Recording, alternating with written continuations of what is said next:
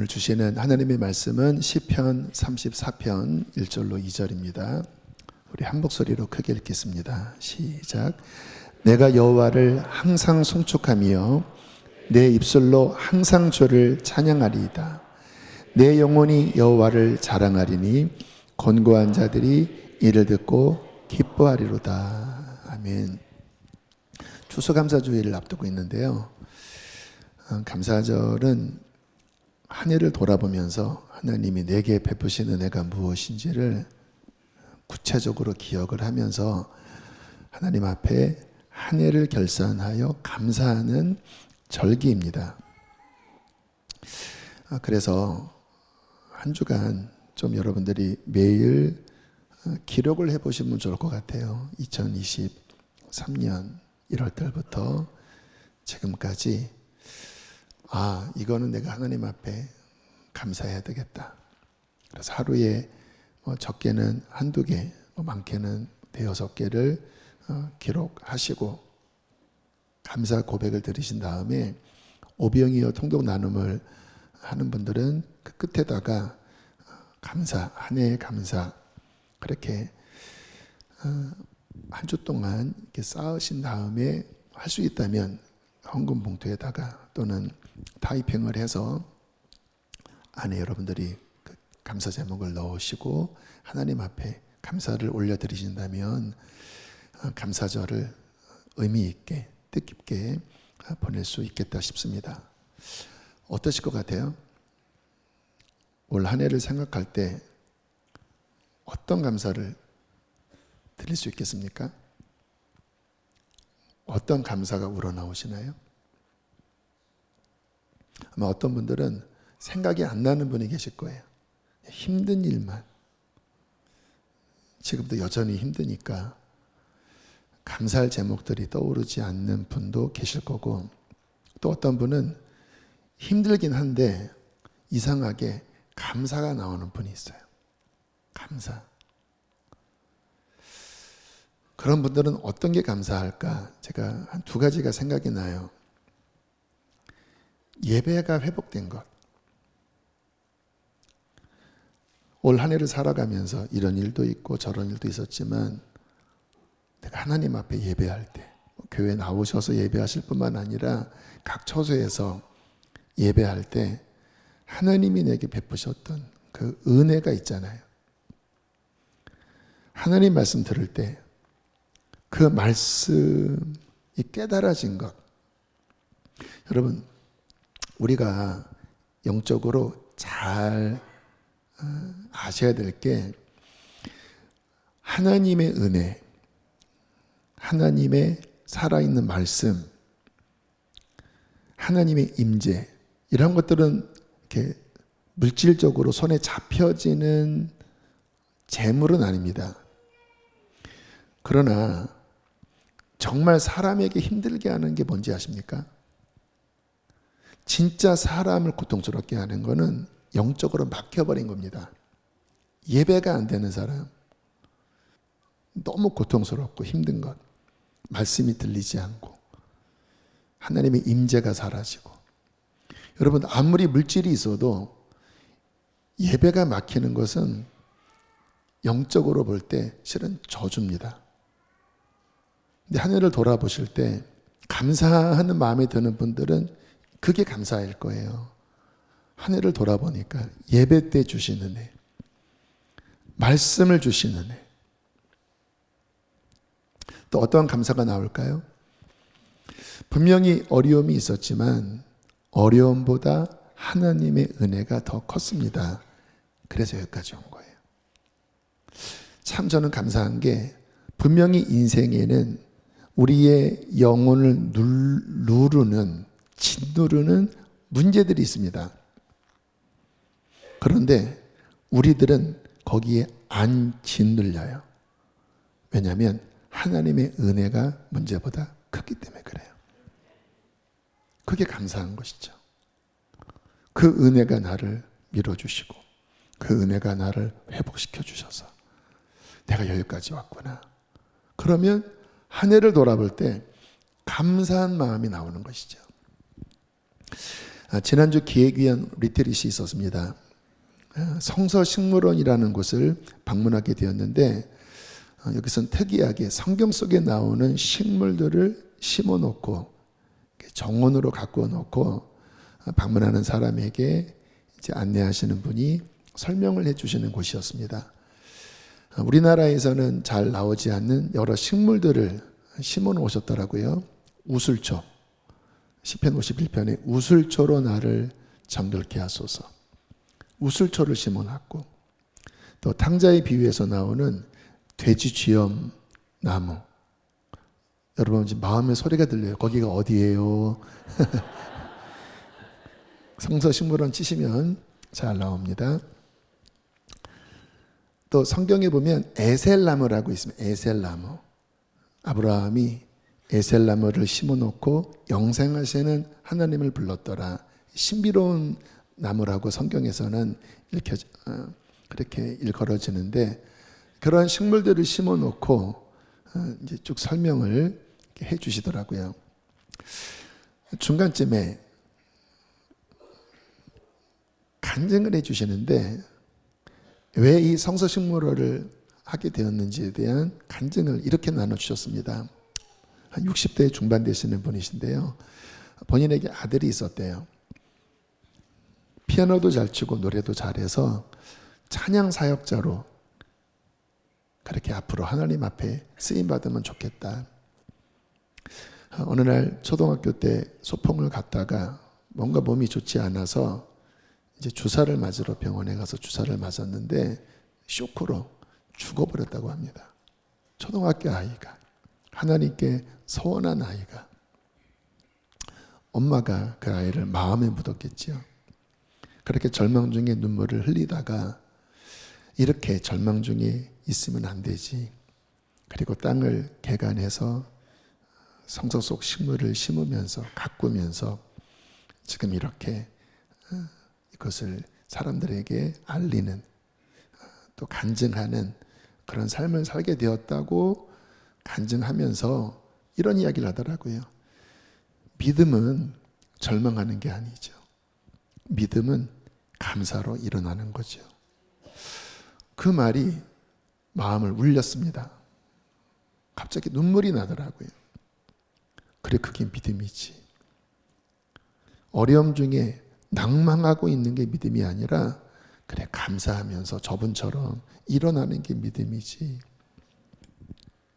여러분, 맞습니다. 한 해를 돌아볼 때 나를 짓누르는 질병들, 또 여러 가지 다사다난한 그런 일들이 있었지만 왜 감사할 수 있습니까? 하나님의 은혜가 함께 하셔서 이기게 하신 거예요. 감사하게 하신 거예요. 그래서 우리가 여기까지 왔습니다.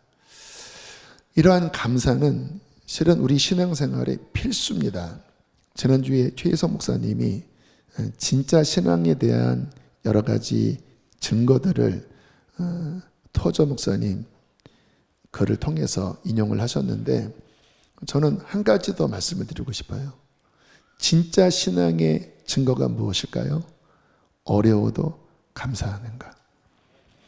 히브리서 13장 15절에 이렇게 말씀을 하십니다. 함께 읽겠습니다. 시작. 그러므로 우리는 예수로 말미암아 항상 찬송의 제사를 하나님께 드리자. 이는 그 이름을 증언하는 입술의 열매니라. 예수 믿는 그 입술의 열매가 무엇이라고요? 항상 찬송하는 겁니다. 항상 감사하는 거예요. 오늘 본문 시편 34편 1절 함께 읽겠습니다. 시작.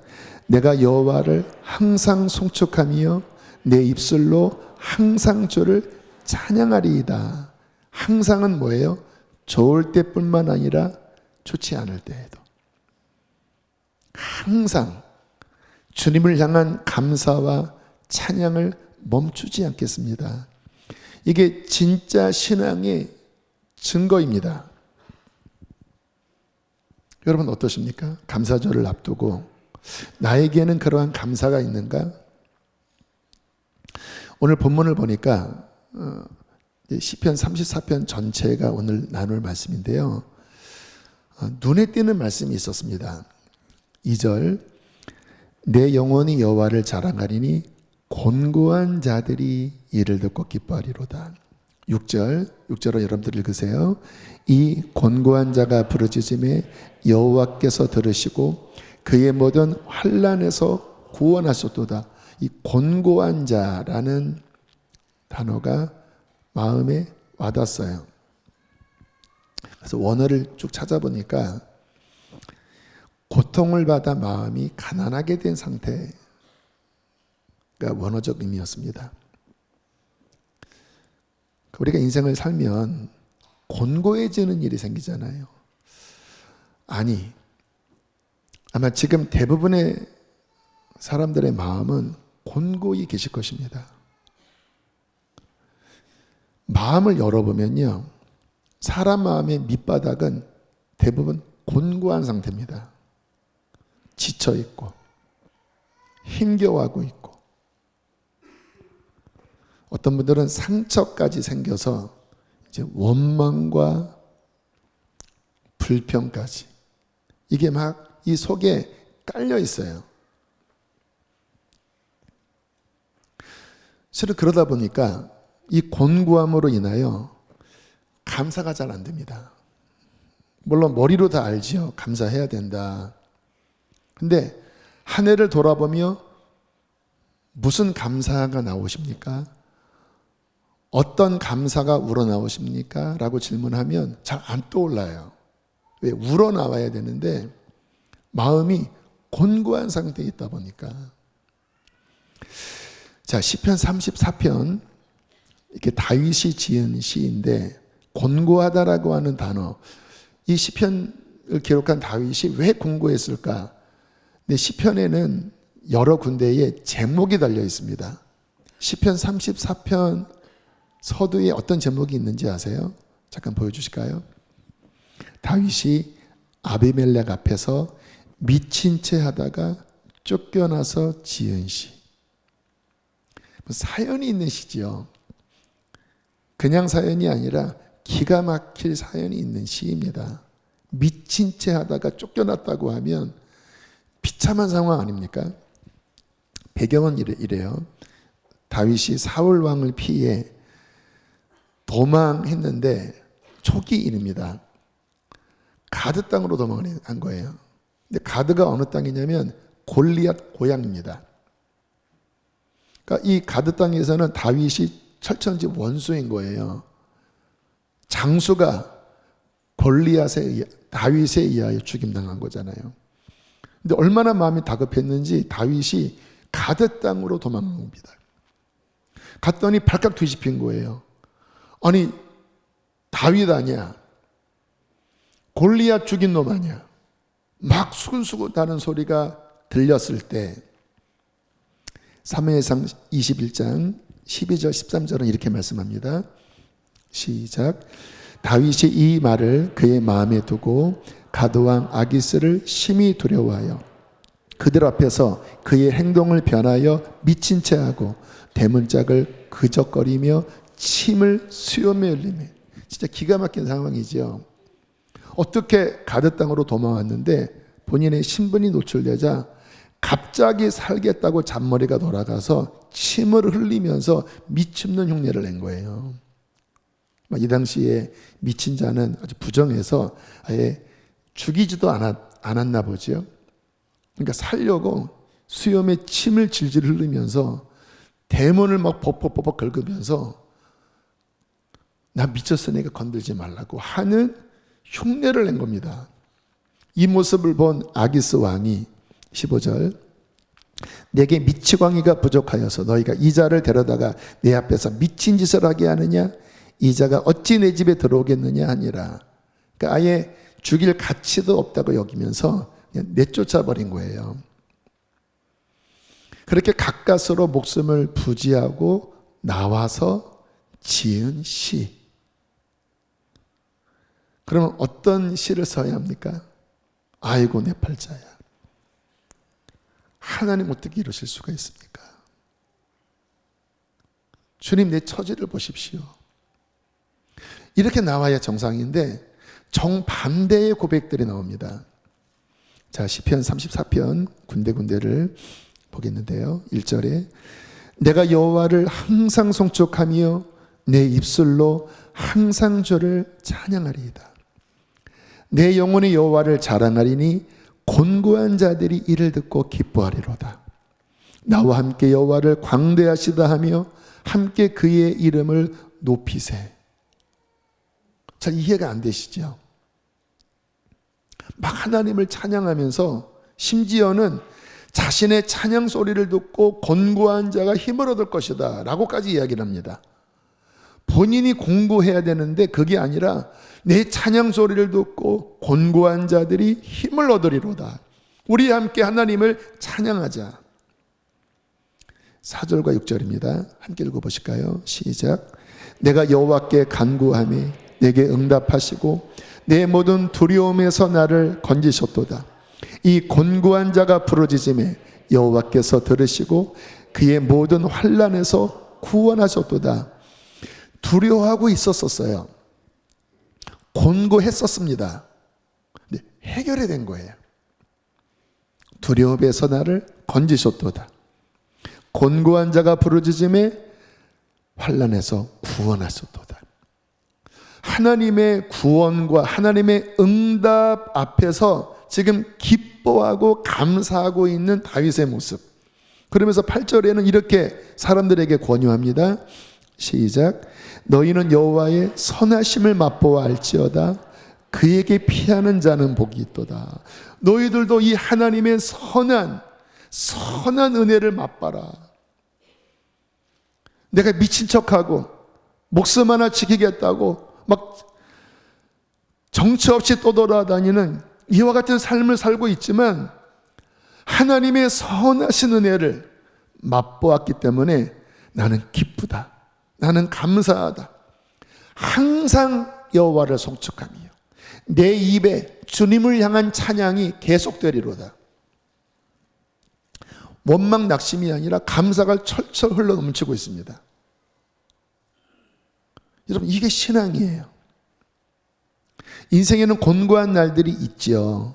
아마 아까 곤고하다라는 표현 앞에 여러분의 마음이 울리는 분이 대다수였을 것입니다. 왜 울렸을까요? 내 얘기니까. 저도 하나님 앞에 기도할 때 주님 곤고합니다. 주님 곤고한 내 영혼을 돌아보소서. 저도 자주 고백합니다. 곤고한 날들이 많아요. 그런데 그 곤고한 마음 가운데 계속해서 낙심해 있고 내 마음이 어둡고 계속 불평이 나오고 계속 원망만 나온다면 그게 신앙일까요? 어떻게 생각하시나요? 곤고한 일이 생겨요. 그게 인생임을 우리는 다 압니다. 계속해서 그 곤고함 가운데 낙심해 있고 낙심의 말들이 나오고 불평이 나오고 어둠 가운데 있다면 하나님은 어디 계시죠? 당신이 믿는 그 신앙은 도대체 무슨 의미이죠?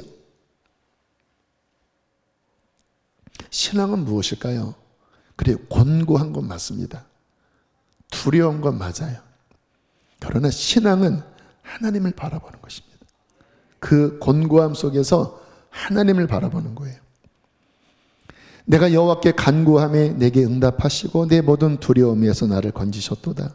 이 곤고한 자가 부르짖음에 여호와께서 들으시고 그의 모든 환난에서 구원하셨도다. 기도하기 시작하면 어떤 일이 벌어져요? 하나님이 임재하십니다. 세상보다 크신 그 하나님의 임재가 나를 안아주십니다. 그리고 말씀하세요. 괜찮아. 괜찮아. 내가 너와 함께 너무 사랑해. 두려워하지 마. 내가 너를 이끌 거야. 여러분, 이게 자기 확신, 자기의 최면이 아니라 정말 하나님의 살아있는 그 말씀으로 내 심령에 온다면 어떤 일이 벌어질까요? 갑자기 두려움이 사라져버려요. 어두움이 씻어집니다. 그게 하나님의 말씀의 능력이거든요.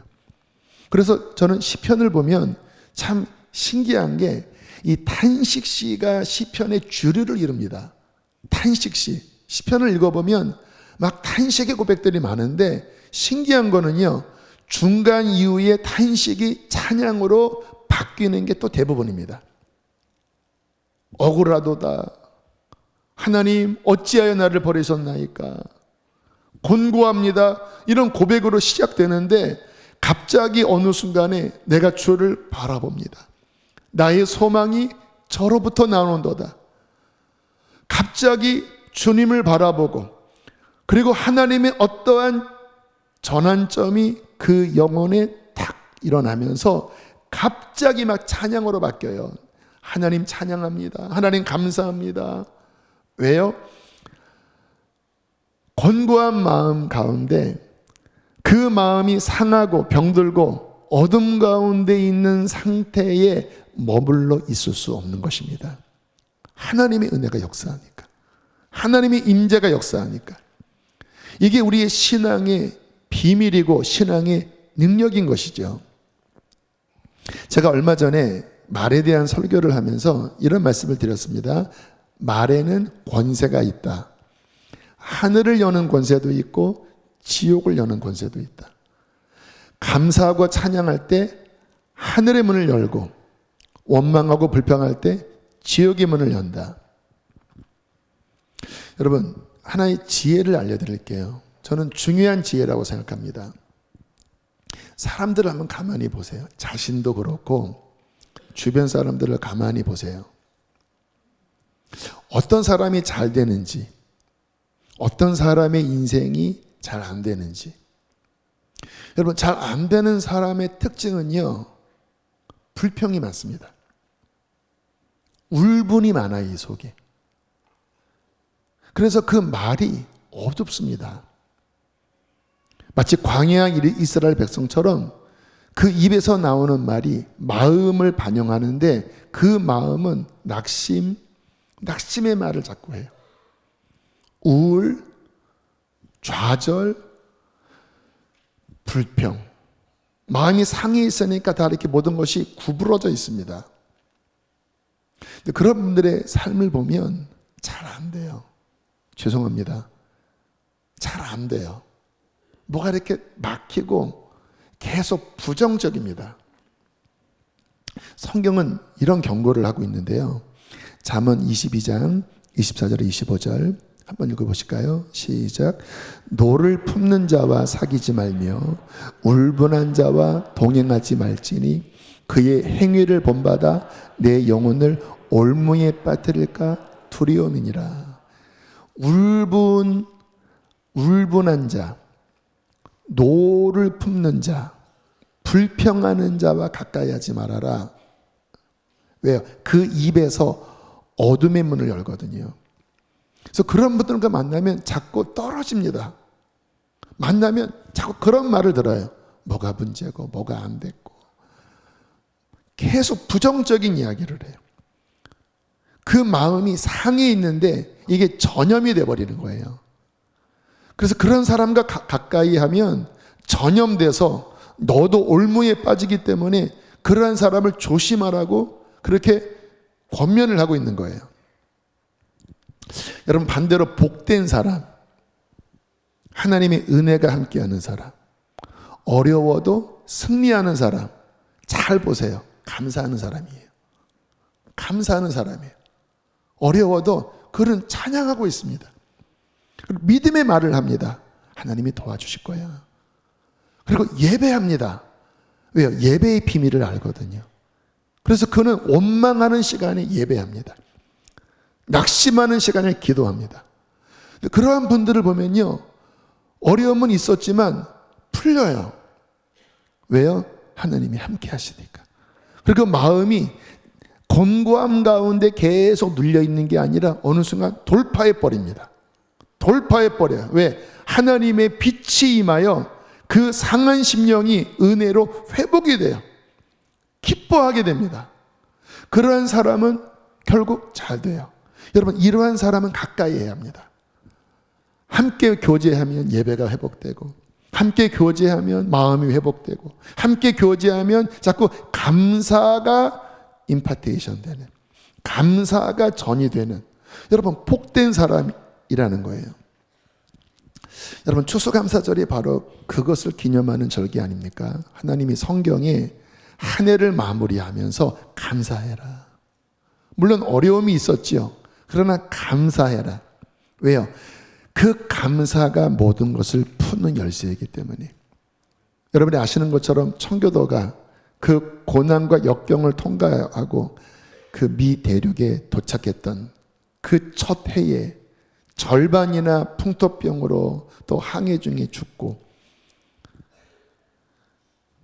인디언들에게 옥수수 몇 알 받아서 그것을 거둔 그 농작물을 하나님 앞에 올려드리면서 Thanksgiving Day, 감사를 드리는 추수감사 주일로 첫 아메리카 대륙 그 첫 가을 감사 예배를 하나님 앞에 드린 거예요. 원망하고 있지 않았습니다.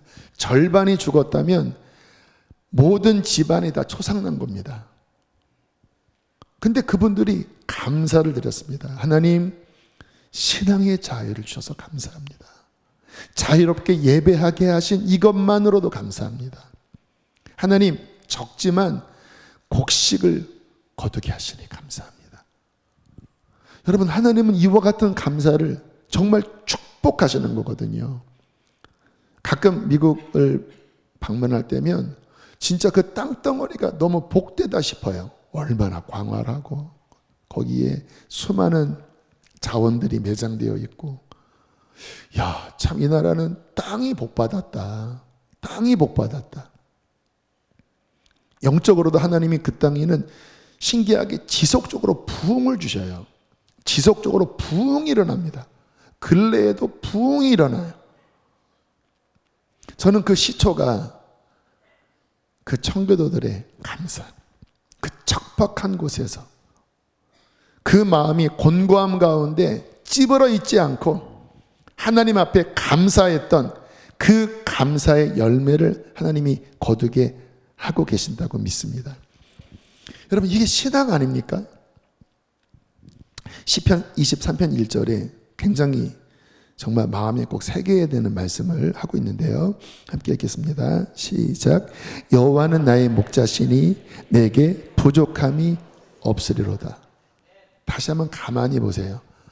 내게 부족함이 없어요. 왜? 여호와는 나의 목자시기 때문에. 현실적으로는 돈이 없어요. 현실적으로는 궁핍한 게 많아요. 그런데 궁핍하지 않아요. 부족하지 않아요. 왜요? 하나님이 나의 목자인 것을 분명히 알고 믿고 있기 때문에. 여러분, 이게 신앙 아닙니까? 눈에 보이는 것은 나를 낙심하게 해도 눈에 보이는 것보다 더 분명한 보이지 않는 하나님, 그분은 지금 우리와 함께하고 계십니다. 어제 말씀을 준비하는데 예수님 만나고 지나왔던 시간들이 떠올랐습니다. 제가 주님 만나고 이제 신학교 다니고 또 교회에서 봉사하면서 그냥 주님이 좋아서, 그리고 기쁨으로, 감사함으로 하나님을 섬겼던 것 같아요. 저는 인간적으로는 참 부족함이 많은 환경이었습니다. 재정적으로도 그렇고 여러 부분들이 그냥 일상의 평균에서 10, 50이면 평균이라고 하면 저는 10. 그런데요, 저는 감사해요를 입에 달고 살았던 것 같아요. 감사합니다. 어려움이 와도 감사합니다. 늘 찬양이 끊이지 않았던 것 같아요. 이 제 제가 찬양을 좋아했기 때문에 찬양 앨범도 많았고 또 찬양 집회도 열심히 다녔고, 그래서 이 속에서 늘 찬양이 오토매틱으로 계속 나왔어요. 어떤 문제가 생기면 그 문제에 대응하는 찬양이 제 속에서 계속 울려 나왔던, 적은 물질 가운데서도 하나님 앞에 드리는 것은 성실하게 드렸습니다. 열에 하나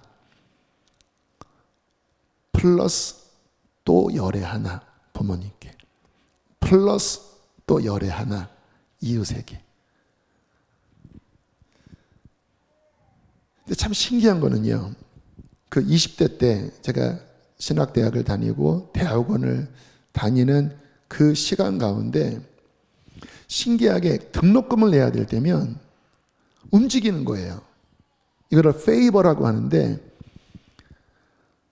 우리 누님이 저한테 그런 말을 자주 했습니다. 대형아, 신기한 게 너 등록금 낼 때면 이상하게 돈이 생겨. 누님이 자주 서포트 해줬거든요. 돈이 생긴대요.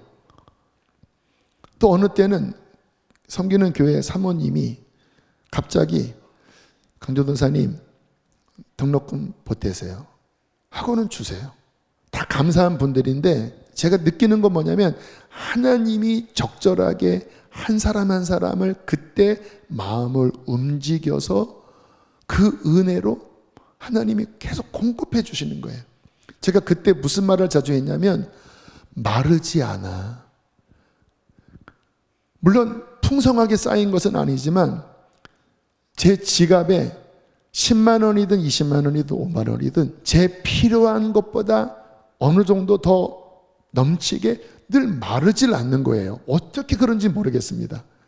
여러분, 50만 원 받아서 13조 때면 35만 원이거든요. 그걸로 차비하고 뭐 식사하고 남지 않아야 합니다. 그런데 모자라질 않아요. 그리고 자주 했던 말이 부족한 게 없어. 그러니까 꼭 필요한 것, 내가 뭐가 갖고 싶다, 뭐가 필요하다 하면요, 어떻게 해서라도 생겨요. 참 신기하죠? 하나님 감사합니다.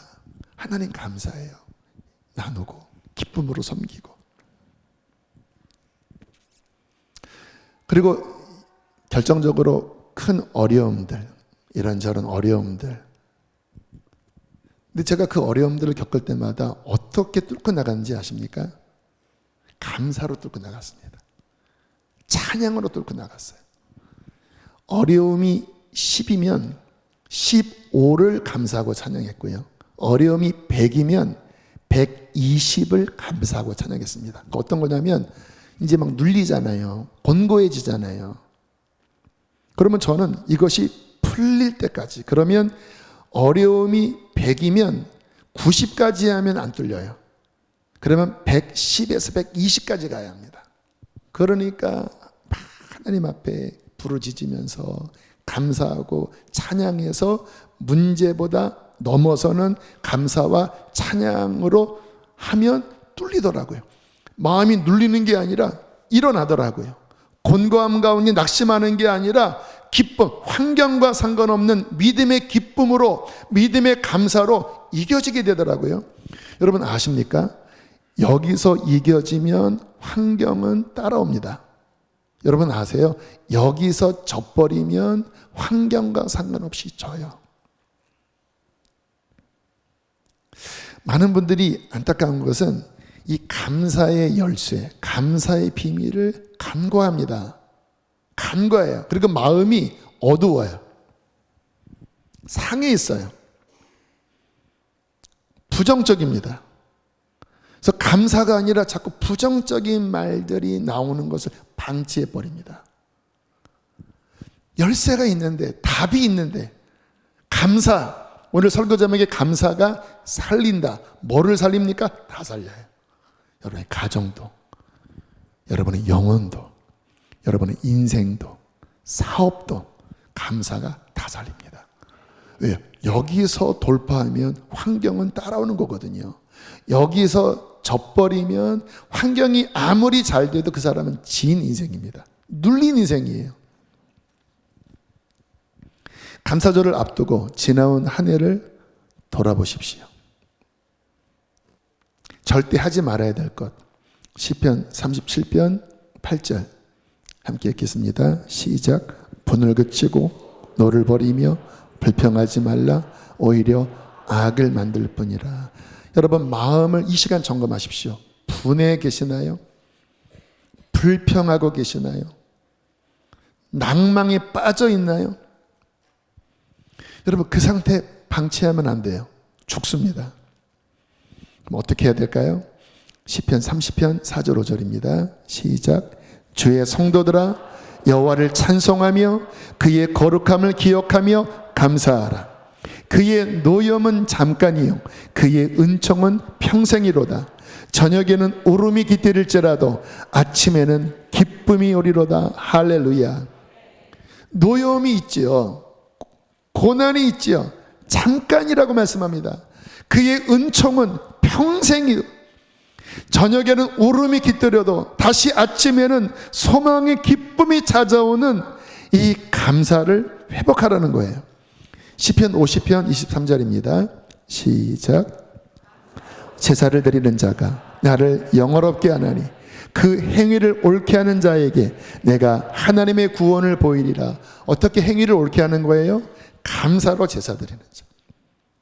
이 10년 가운데 그 어둡고 우울하고 곤고하고 낭망했던 그 10년 가운데 다시 감사가 일어나고 기쁨이 일어나고 하나님을 향한 찬양이 막 샘솟는 그 제사를 드릴 때 하나님이 영광을 받으시고 그 행위를 옳게 하는 자에게 하나님의 구원, 하나님의 회복, 하나님의 승리가 임할 것이라고 약속하고 있는 것입니다. 여러분, 열쇠입니다. 열쇠예요. 이번 주 금요일에 찬양 집회를 드리려고 합니다.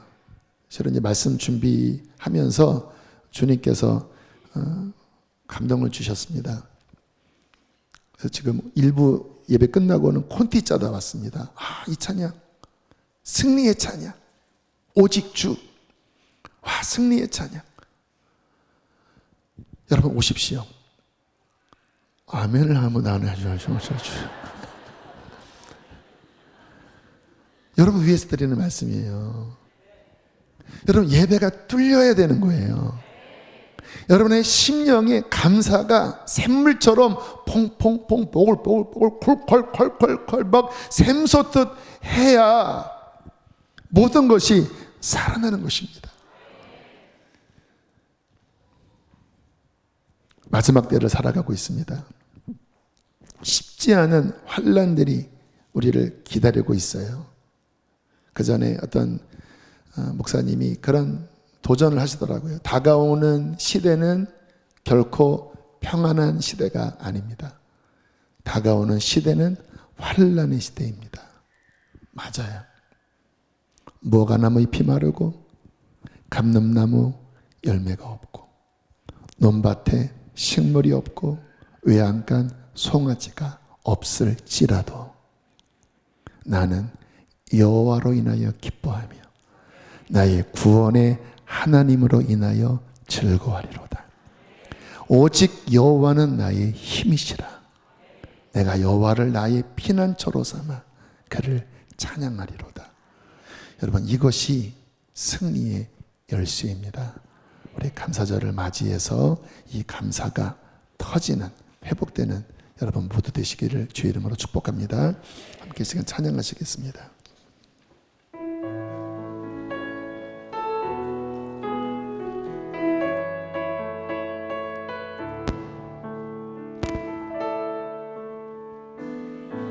주 이름 찬양 부요해. 이것이 욥의 고백입니다. 부요한 땅에 살 때에 주님 찬양해. 주 이름 찬양. 거칠은 광야와 같은 인생길 걸어갈 때도 주님 찬양해. 모든 축복 주신 주님 찬양하리. 어두운 날이 다가와도 난 외치리. 주의 이름을 찬양해. 주의 이름을 찬양해. 영화로운 주 이름 찬양. 주 이름 찬양. 주 이름 찬양. 햇살이 나를 비추고 만물이 새롭게 될 때 주님 찬양해. 주님 가는 길 험할지라도 고통이 따를지라도 주님 찬양해. 모든 축복 주신 주님 찬양하리. 어두운 날이 다가와도 난 외치리. 주의 이름을 찬양해. 주의 이름을 찬양이 회복될지어다. 주의 이름을 찬양해. 영화로운 주의 이름을 찬양해.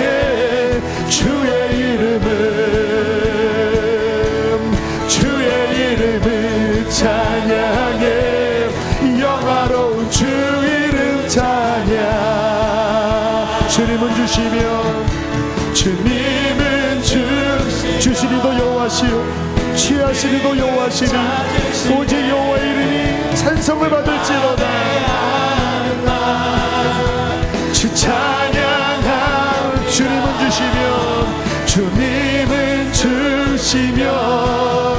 주님은 찾으시네. 내 맘에 하는 말 주 찬양합니다. 주의 이름을 찬양해. 주의 이름을 찬양해. 영화로운 주의 이름을 찬양해. 주의 이름을 찬양해. 우리 시간 주여 크게 두 번 부르시고 하나님 감사합니다. 내 안의 슬픔은 떠나갈지어다. 낙심의 소리는 떠나갈지어다. 곤고함이 기쁨으로 회복됩니다. 우리 주여 두 번 부르시고 기도하시겠습니다. 주여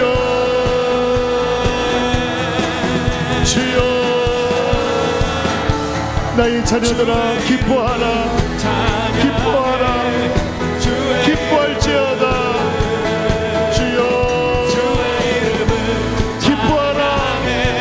다윗처럼 기뻐하라. 다윗처럼 송축하라. 주여 슬픔이 떠나갈 것입니다. 이 시간 슬픔이 씻어질 거예요. 낙심이 떠나갑니다. 믿음으로 주를 바라보세요. 주님을 소망 중에 붙잡으세요.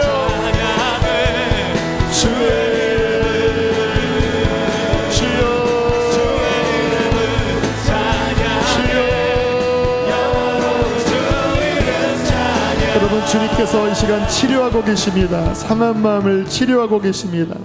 하나님, 내가 원망에 사로잡혀 있었습니다. 말씀으로 일어납니다. 주님을 찬양하겠습니다. 내 영혼아 주님을 찬양할지어다. 내 영혼아 주님을 기뻐할지어다. 성령께서 좀 더 일하시도록 여러분의 상한 마음을 주 앞에 고백하시면서 우리 한 번 더 기도하실 때 찬양으로 예루살렘아 여호와를 송축할지어다. 주여 한번 부르시고 기도합니다. 주여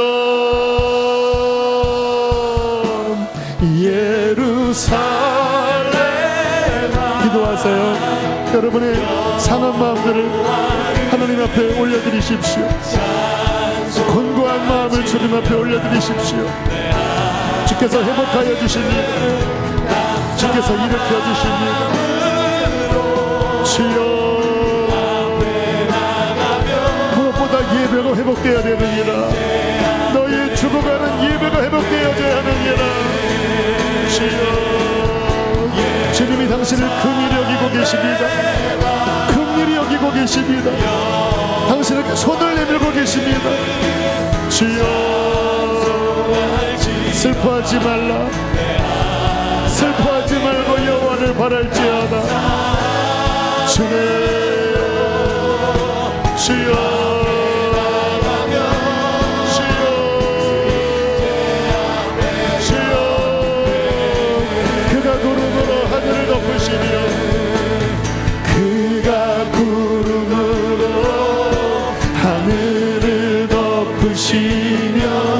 땅을 위하여 비 준비하시니 그가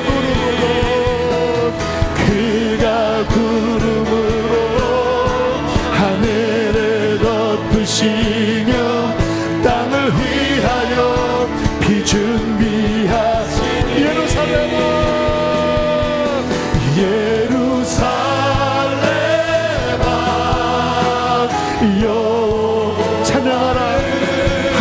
찬양하라. 내 영혼아 하나님을 찬양할지어다. 감사함으로 그 앞에 나가며 주인제 우리 마지막 한 번 더 고백합니다. 그가 구름으로 하늘을 덮으시며 그가 구름으로 하늘 회복을 준비하고 계십니다. 땅을 위하여 비 준비하시니 예루살렘아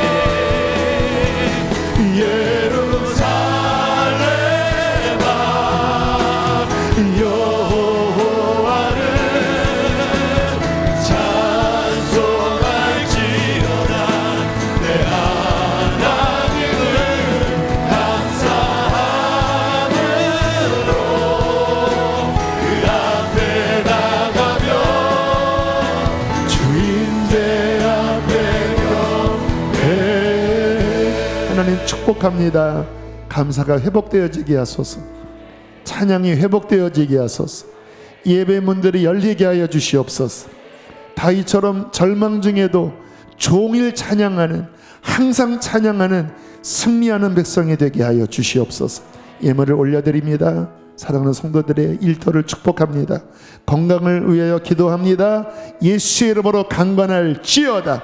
모든 질병이 예수의 이름으로 깨어져 떠나갈지어다. 이제는 우리를 죄에서 건지신 예수님의 구원의 은혜와 아들을 아낌없이 주신 하늘 아빠 아버지의 크신 사랑과 우리 안에 거하셔서 우리와 교통하시고 우리에게 아버지의 사랑을 날마다 부어주시는, 우리 안에 찬양과 감사가 날마다 넘치게 하시는 성령님의 교통하심이 예배하는 모든 이들 안에 충만할지어다. 아멘.